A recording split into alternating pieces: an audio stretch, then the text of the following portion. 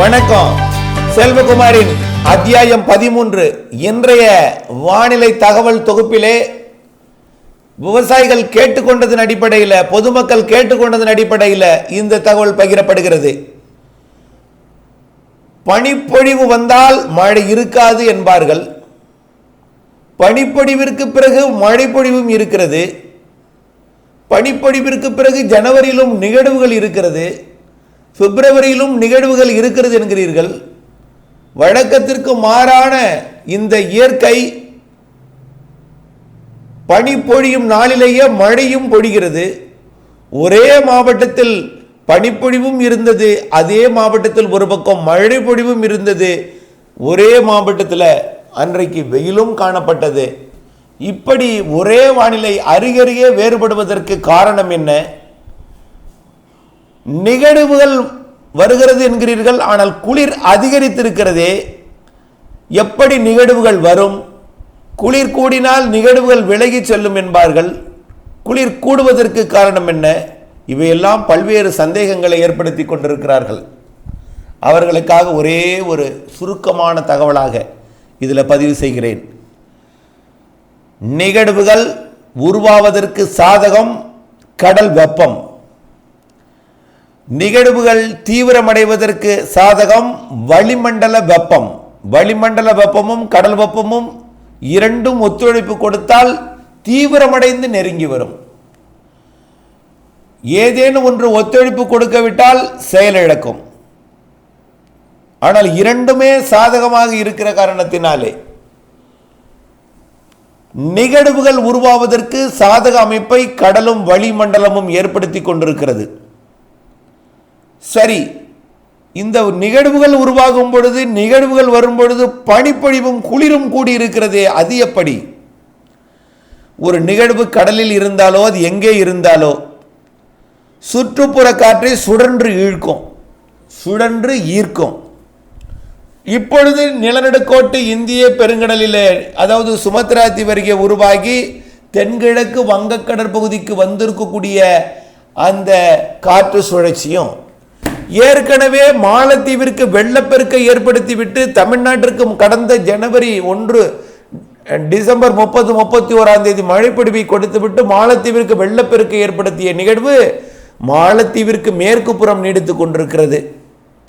இந்த நிகழ்வு சுற்றுப்புற காற்றை ஈர்க்கும் பொழுது இமயமலை காற்றும் மாலத்தீவிற்கு வரும், அரபு நாடுகள் காற்றும் மாலத்தீவிற்கு வரும், நிலநடுக்கோட்டு இந்திய பெருங்கடல் காற்றும் மாலத்தீவிற்கு வரும்.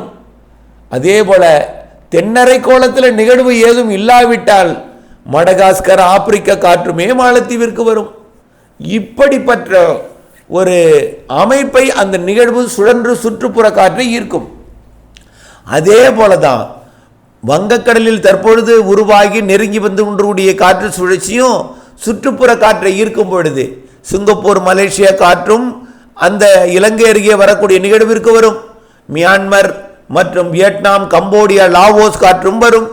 அதே போல வங்கதேசம், அதே போல வடகிழக்கு மாநில காற்றும் வரும்.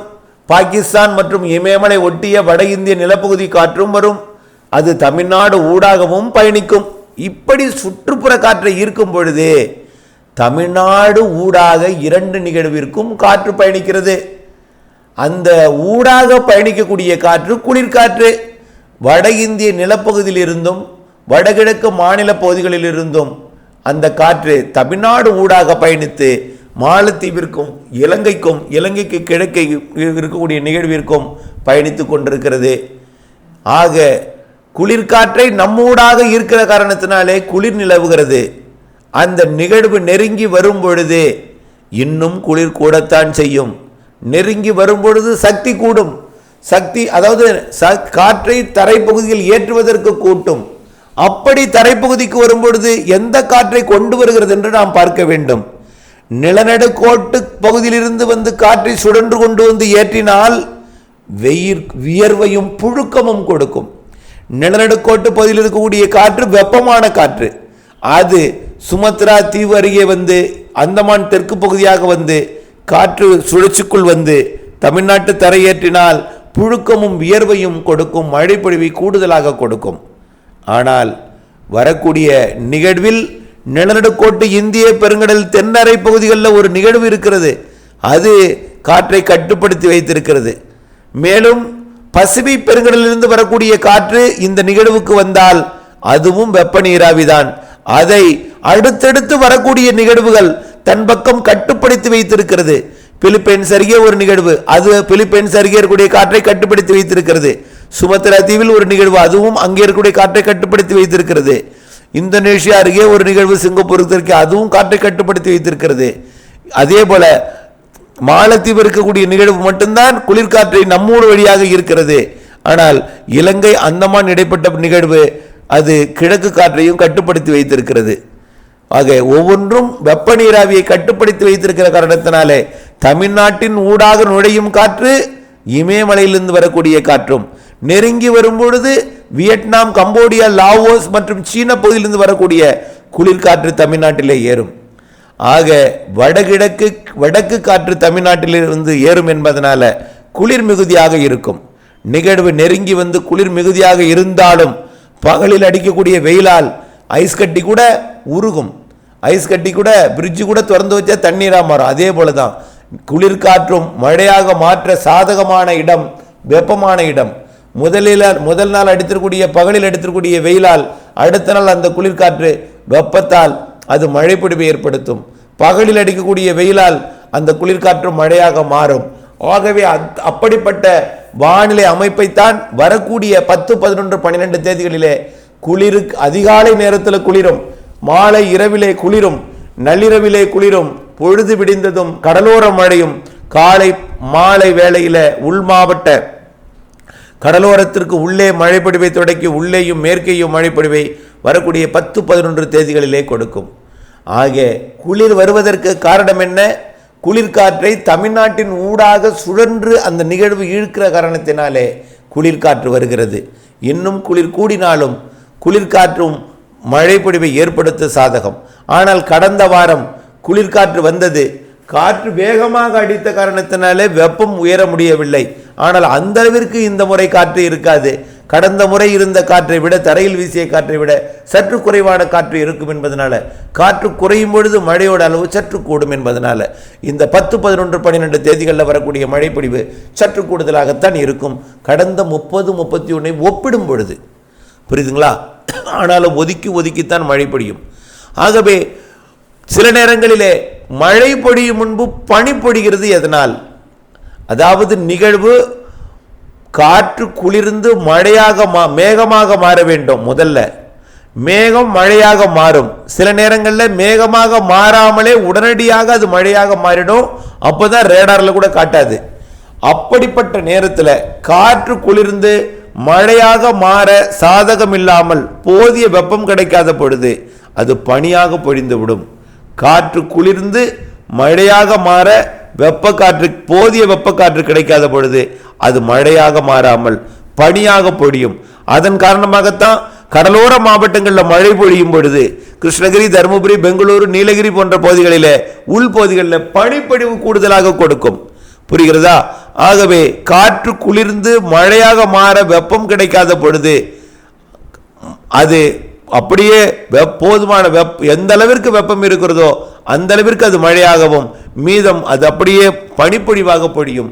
இதுதான் பெரும்பாலும் அதிகமான குளிர்காலத்தில் வரக்கூடிய நிகழ்வு கூட மழையை கொடுக்காமல் பனிப்பொழிவை கொடுத்துவிட்டு, இருள் சூழ்ந்த வானத்தை கொடுத்துவிட்டு, தூறல் மெல்லிய தூறலை கொடுத்துவிட்டு பனிப்பொழிவாகவே புயல் போன காலங்களும் உண்டு.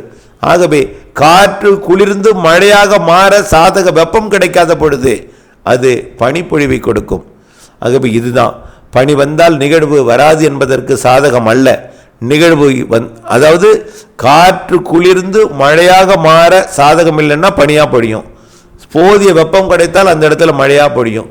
கூடுதல் அந்த ரேஷியோ சரியாக இருந்தால் கனமழை பொழிவை கொடுக்கும். நிலநடுக்கோட்டு இந்திய பெருங்கடல் காற்று வந்து ஏறினால் நீராவி அதிகமாக இருக்கும். நீராவி குளிர்காற்றில் பட்டு நீராவி நீராக மாறும். இது எங்கிருந்து காற்று வந்து தரையில் ஏறுகிறது, அந்த நிகழ்வு எந்த காற்றை கொண்டு வந்து தரையேற்றுகிறது என்பதைத்தான் நாம் பார்க்க வேண்டும். சில நேரங்களிலே கடலிலேயே இடைமறித்து மழைப்பொழிவை கொடுத்து விட்டு வறண்ட காற்றாக ஏறிவிடும். அப்படித்தான் கடந்த டிசம்பர் 17, 18, 19, 20, 21 கடலிலேயே ஒரு வாரம் தங்கியிருந்து மழைப்பொழிவை கொடுத்துவிட்டு இறுதியில் காற்று சுழற்சியாக கரையேறிய போது தான் 30-31ஆம் தேதி மழைப்பொழிவை கொடுத்தது. இப்படிப்பட்ட நிகழ்வுகளும் இருக்கிறது. நிகழ்வுகள் உருவாகி இருக்கும் பொழுது சுற்றுப்புறத்தில் எந்த நிகழ்வு இருக்கிறது, எந்த நிகழ்வு எந்த காற்றை கட்டுப்படுத்தி வைத்திருக்கிறது, எந்த காற்று செயலிழந்தால் எங்கிருந்து காற்று இங்கே வரும், எது செயலிழக்கும், எது தீவிரமடையும், எது நெருங்கி வரும், எது, அதாவது ஒவ்வொன்றும் இந்த செஸ் விளையாட்டு போல தான். எங்கேயோ இருக்கக்கூடிய ஒரு நிகழ்வு செயலிழக்கும் பொழுது அந்த நிகழ்வு காற்று இங்கே வரும். எங்கேயோ இருக்கக்கூடிய ஒரு நிகழ்வு தீவிரமடையும் பொழுது எங்கே வந்த காற்று அங்கே போகும். இவையெல்லாம் மாறி மாறி அமைந்து கொண்டே இருக்கும். இயற்கையின் பிடியில உலக வரைபடத்தின் ஒட்டுமொத்தத்தையும் கண்காணித்தால்தான் துல்லியமாக எந்த காற்று எங்கே வருகிறது, எந்த நிகழ்வு தீவிரமடையும், எந்த நிகழ்வு செயலிழக்கும், எந்த காற்று தரையேறும், வெப்பமான காற்றா குளிர்காற்றா, அதில் இருக்கக்கூடிய குளிர் சதவீதம் எப்படி, இவையெல்லாம் கணக்கில் கொண்டுதான் தீர்மானிக்கப்படுகிறது என்பதன் காரணமாக அந்த கணக்கில் கொண்டுதான் வரக்கூடிய ஜனவரி மாதம் 10ஆம் தேதிக்கு மேல் வரக்கூடிய மழை பொழிவையும் 9 தூறல் 10 வரக்கூடிய மழைப்பிடிப்பு, பொங்கலிலும் மழைப்பிடிப்பு இருக்கிறது. சாரல் தூறல் லேசாக மிதமாக என்று ஆங்காங்கே மழைப்பிடிவை பொங்கலிலும் போகி பண்டிகையில் குழப்பம், பொங்கலிலும் மாட்டு பொங்கல் நாளிலும் மழைப்பிடிவை கொடுக்கும். பிறகு பொங்கலுக்கு பிறகு வலுவான நிகழ்வு இருக்கிறது. இவையும் பனிப்பொழிவையும் கொடுக்கும், குளிரையும் கொடுக்கும், பகலிலே மழைப்பிடிவையும் கொடுக்கும், அதிகாலை நேரத்தில் கடலோரமும், நள்ளிரவு நேரத்தில் அதிகாலை நேரத்தில் நள்ளிரவில் அது மேற்கு தொடர்ச்சி மலை மாவட்டங்கள் மேற்கு மாவட்டங்களில் மழையையும் கொடுக்கும். ஆகவே ஒரு நிகழ்வு எல்லா இடங்களுக்கும் மழை பொழிவை கொடுத்து விடாது. ஒரு நிகழ்வு குளிரை கொடுத்து விட்டு போனால், ஒரு நிகழ்வு ஒதுக்கி விட்டு போனால் அடுத்தடுத்த நிகழ்வுகள் இருக்கிறது உங்களுக்கு மழை பொழிவை கொடுப்பதற்கு என்பதை நினைவில் கொண்டு பிப்ரவரி வரை நிகழ்வுகளுக்கு சாதகம், மழை பொழிவிற்கு சாதகம். இது பருவம் தப்பி வரக்கூடிய மழை, ஆனால் இது வடகிழக்கு பருவமழை என்பதையும் நினைவில் கொண்டு வானிலை அப்டேட்ஸுடன் இணைந்திருந்து வானிலை அறிந்து பணி செய்திட வேண்டும். ஆகவே பனி இருந்தாலும் மழை வரும், மழை பொழியும் நாளிலே பனியும் வரும், வெயிலும் வரும், பனியும் வரும், குளிரும் வரும், மழையும் இருக்கும். எல்லாம் கலந்த வானிலை தான் ஜனவரி பிப்ரவரியில் இருக்கும். இதற்கு காரணம் செட் ஆவதை பொறுத்து ஒவ்வொன்றும் மாறி மாறி அமைந்து கொண்டிருக்கும் என்பதை நினைவில் கொண்டு வானிலை அப்டேட்ஸுடன் இணைந்திருந்து பணி செய்திட கேட்டுக்கொள்கிறேன். நன்றி.